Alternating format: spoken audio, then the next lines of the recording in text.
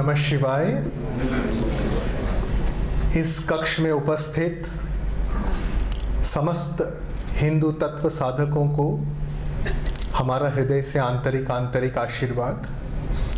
आइए आज हिंदू तत्व को उसकी समग्रता में समझने का हम एक लघु प्रयास करें।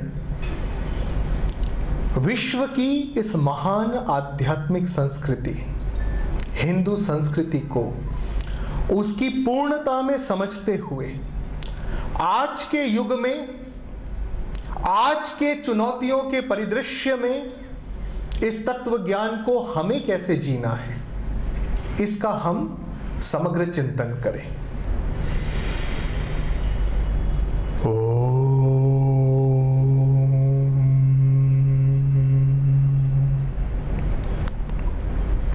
इस आध्यात्मिक ऊर्जा को ग्रहण करते हुए अब हम नेत्र बंद रखते हैं। अब हम नेत्रों को बंद रखते हुए ही प्रवचन के अगले खंड में प्रवेश करेंगे। प्रवचन के इस खंड में महर्षि योग वशिष्ठ जी से जब प्रभु श्री राम ने शिक्षा प्राप्त करना प्रारंभ किया, उस प्रसंग को बहुत गहरे में समझेंगे। और इस पूरी प्रक्रिया में अगले कुछ क्षणों में हमें नेत्र बंद इसलिए रखना है क्योंकि अब गुरुजी जो आपको बताने वाले हैं उसमें हिंदुत्व का संपूर्ण रहस्य निहित है।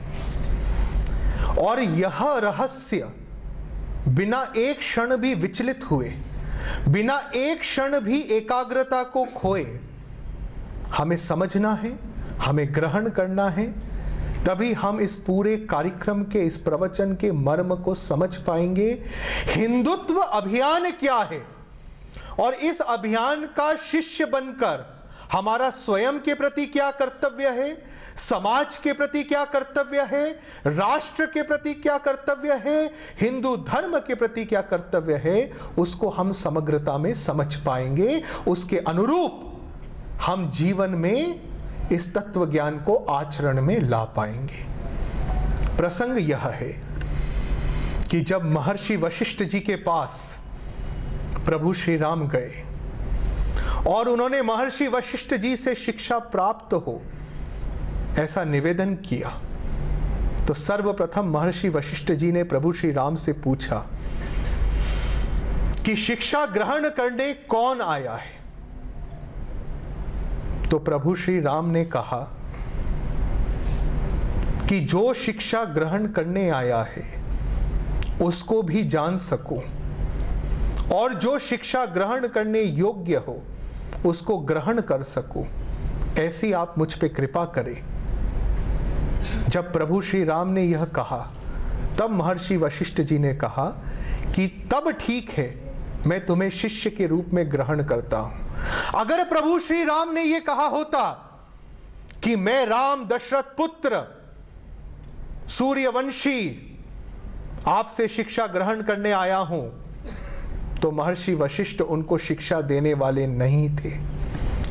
जब प्रभु श्री राम ने यह कहा कि जो शिक्षा ग्रहण करने आया है उसका सत्य स्वरूप क्या है, अर्थात मैं कौन हूं, यह मैं आपसे जानने आया हूं। और उसके बाद मैं यह जानने आया हूं कि वो कौन सी शिक्षा है जो ग्रहण करने योग्य है। जब महर्षि वशिष्ठ जी ने यह पाया कि प्रभु श्री राम में यह सत्य निष्ठा है, यह विचार और विवेक की स्पष्टता है, स्वयं को जानने का भी आग्रह है, और जो शिक्षा धारण करने योग्य है वही मुझे धारण हो, वही मुझे प्राप्त हो, इसकी सत्यनिष्ठ चेष्टा है, तभी प्रभु श्री राम को शिष्य के रूप में महर्षि वशिष्ठ जी ने ग्रहण किया। इससे हम क्या समझ सकते हैं? इससे हम एक शिष्य कैसा हो यह समझ सकते हैं। आज इस कक्ष में जितने शिष्य उपस्थित हैं, जितने हिंदू तत्व साधक उपस्थित हैं, उनसे मेरा निवेदन है, आप में से हो सकते हैं बल्कि हैं ही। कई लोग बड़े उच्च विश्वविद्यालयों से पीएचडी हैं। आप में से कई आईपीएस आईआरएस अधिकारी हैं, बड़े बड़े उद्योगपति हैं, दिल्ली हरियाणा के बड़े बड़े किसान नेता हैं। लेकिन ये जो आपका बाहरी परिचय है, इससे मुक्त होकर, इससे अनासक्त होकर, शिशुवत विनम्रता से राम जैसी शिष्यत्व के साथ आप गुरुजी के प्रवचन को ग्रहण करें, यह हमारा पहला संकल्प हो। अब इस संकल्प के साथ आप धीरे धीरे अपने नेत्र खोल सकते हैं और प्रवचन दूसरे खंड में प्रवेश करेगा। नेत्र खोलने की कला यह है, जल्दबाजी न करें, दोनों हाथ को आपस में रगड़ें, थोड़ी देर अपने नेत्रों पर रखें और जब सहज अनुभव हो तब इस एकाग्रता को यथावत रखते हुए गुरुजी पर ध्यान केंद्रित करते हुए धीरे धीरे नेत्र खोलें। अब हम प्रवचन के दूसरे खंड में प्रवेश करते हैं। योग वशिष्ठ, ऐसा माना गया है कि मनुष्य द्वारा लिखित सबसे जटिल धर्म ग्रंथों में से एक है। योग वशिष्ठ में एक खंड तो ऐसा आता है कि प्रभु श्री राम विषय को समझ भी पा रहे हैं कि नहीं, इसके लिए महर्षि वशिष्ठ प्रभु श्री राम से कुछ प्रश्न करते हैं जो बालकों से किया जा सकता है। योग वशिष्ठ के कई सूत्र अत्यंत जटिल हैं, इसलिए उन जटिलताओं में न जाते हुए आज का युवा, आज का हिंदू तत्व साधक उसके मर्म को समझ सके, उसके तत्व को समझ सके, उसके एसेंस को समझ सके और उसको अपने जीवन में धारण कर सके, हम इस पर ध्यान केंद्रित करेंगे। योग वशिष्ठ के कुल 5 सूत्र हैं। इन 5 सूत्रों को एक एक करके समझिएगा। योग वशिष्ठ का पहला सूत्र, मैंपन से मुक्ति। महर्षि वशिष्ठ जी ने प्रभु श्री राम को सर्वप्रथम यह शिक्षा दी कि आप कितना भी महान कार्य करने की योग्यता रखते हो, इच्छा रखते हो, संकल्प रखते हो, ऊर्जा रखते हो, लेकिन अगर आप उसको अपने मैंपन के दायरे में रहकर करना चाहो तो आपकी विफलता सुनिश्चित है। आप कितने भी बड़े ज्ञानी बनने की प्रतिभा रखते हो, कितना भी प्रखर आपका ज्ञान हो, कितना भी प्रगाढ़ आपका तत्व ज्ञान हो, लेकिन अगर वह आपके मैं का गुलाम है, आपके मन का गुलाम है, तो आपका ज्ञान व्यर्थ जाना निश्चित है। अतः महर्षि वशिष्ठ जी ने प्रभु श्री राम को ज्ञान देने से पूर्व, शिक्षा देने से पूर्व मैंपन से मुक्त होने की कला सिखाई। आइए उस कला को आप गहरे में समझिएगा।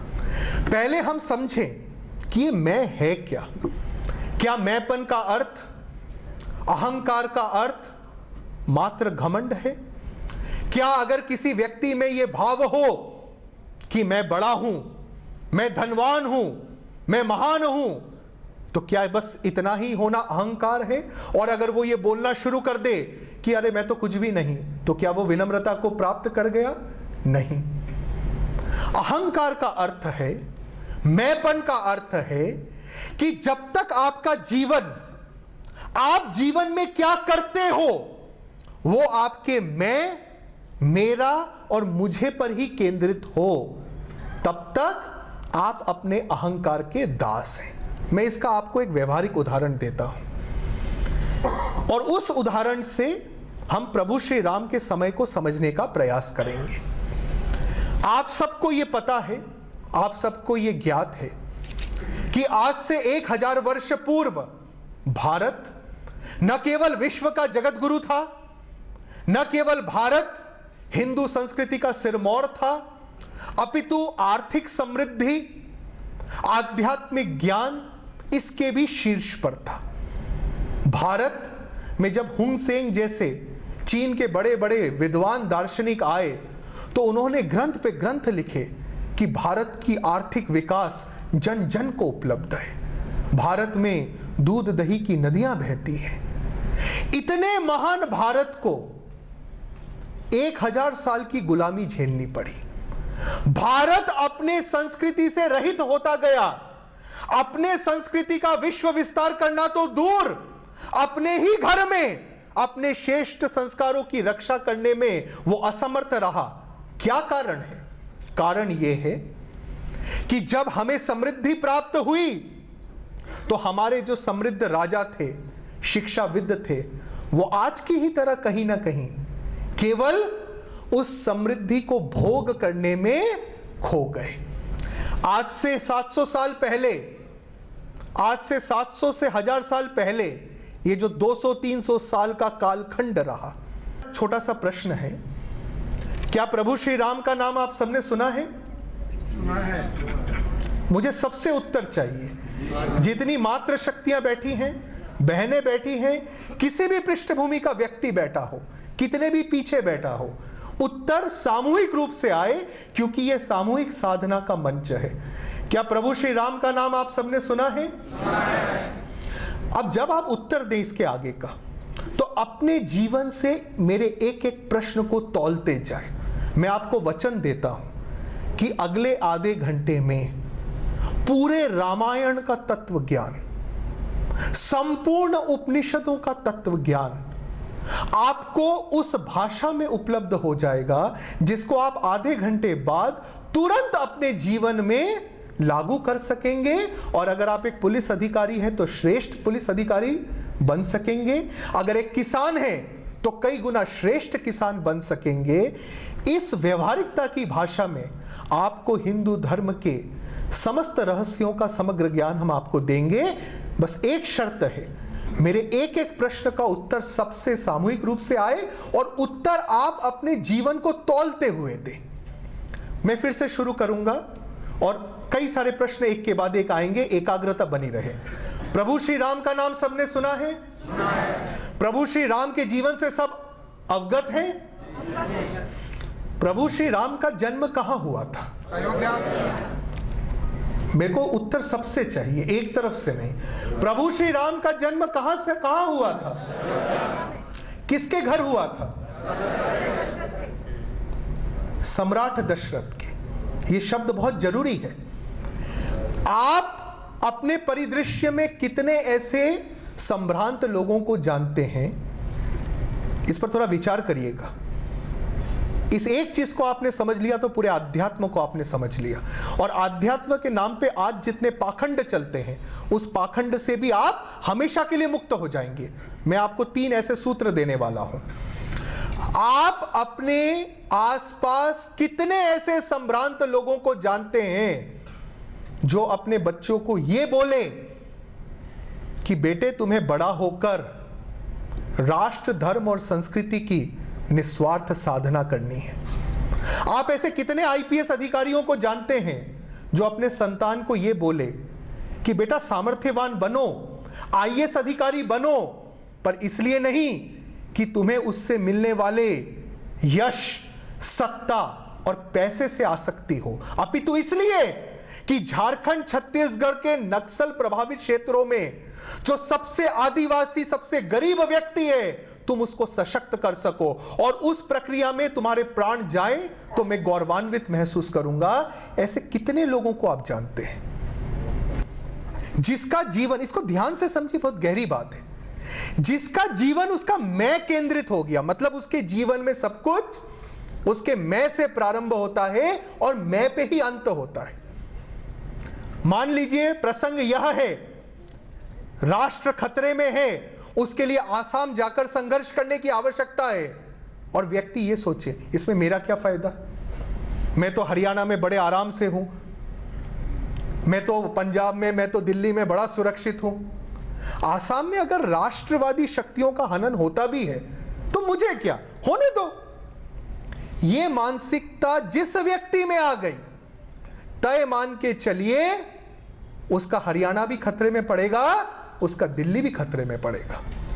यही बात महर्षि वशिष्ठ जी ने, जो मैंने दो आपको अभी प्रसंग दिए, एक मातृ संस्कार का, मातृ संस्कार का, और दूसरा मैं परक सोच का, इसी का ज्ञान महर्षि वशिष्ठ पहले सूत्र में प्रभु श्री राम को देते हैं। क्या बताते हैं कि तुम अपने जीवन को ऐसे जियो कि जो राष्ट्र विरोधी शक्ति है उसको नष्ट करने में अग्रिम पंक्ति में तुम रहो, और तुम्हारे राष्ट्र का जो पिछड़ा, दलित, शोषित, आदिवासी समाज है उसको सशक्त करने में सबसे आगे तुम रहो। अब हम देखते हैं कि क्या योग वशिष्ठ के संस्कारों को प्रभु श्री राम अपने जीवन में उतार पाए कि नहीं। अब मेरा अगला प्रश्न, यहां तक हम लोग सब साथ में हैं कि प्रभु श्री राम का जन्म एक सम्राट के घर हुआ, सही कि गलत?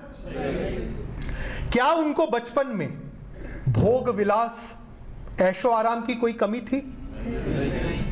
क्या उनको 2 वक्त की रोटी कमाने के लिए मेहनत करने की कोई आवश्यकता थी?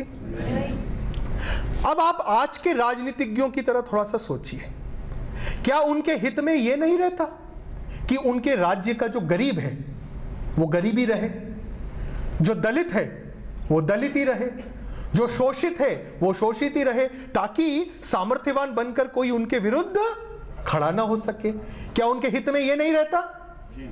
अगर आप एकदम स्वार्थी सोच समझे तो क्या उनके हित में यह नहीं रहता? सब उत्तर दे, रहता कि नहीं रहता? रहता। अब आप देखिए उनको बचपन से कैसे संस्कार दिए गए, उनका जीवन कैसे रहा।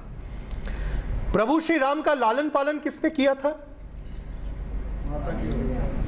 प्रभु श्री राम का लालन पालन किसने किया था? 2 प्रकार के उत्तर आए, माता कौशल्या, माता कैकेयी, दोनों में से सही कौन सा है? कौशल्या ने केवल उनको जन्म दिया था, उनका लालन पालन, शिक्षा, दीक्षा सब मां कैकेयी ने किया था।